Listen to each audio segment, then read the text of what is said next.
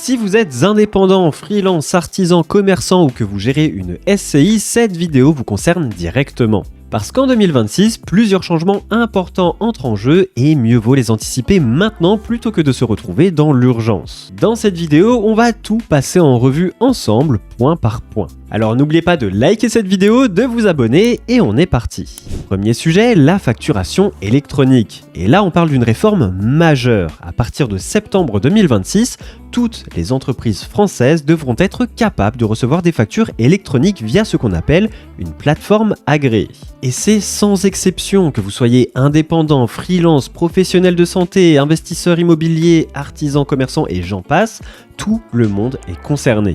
Concrètement, ça veut dire quoi ? Eh bien, ça veut dire que si aujourd'hui vous recevez encore vos factures par mail, en PDF ou par courrier, ce modèle va disparaître. Vous devrez obligatoirement passer par une plateforme officielle et agréée par l'État pour recevoir et à terme émettre vos factures.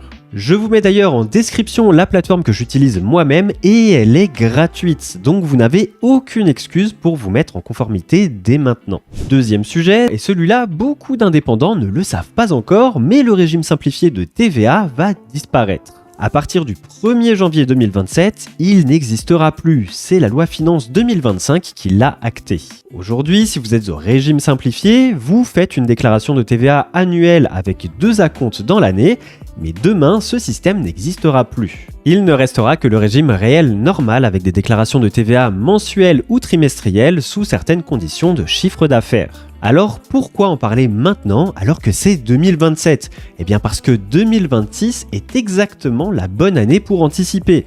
Vous pouvez dès maintenant demander à votre service des impôts des entreprises de basculer au régime réel normal. Ça va vous permettre de vous familiariser avec la déclaration CA3 progressivement, sans pression et d'aborder 2027 sereinement. Dites-moi d'ailleurs en commentaire si un tutoriel détaillé sur le sujet vous plairait. Si vous êtes nombreux à me le réclamer, je vous en ferai une vidéo. Et tant que vous y êtes, pensez aussi à liker cette vidéo et à vous abonner, ça m'aide beaucoup et je vous en remercie. La prochaine étape maintenant pour vous, c'est de vous conformer dès que possible à la facturation électronique et je vous expliquais comment faire gratuitement dans cette vidéo, alors n'attendez pas et foncez.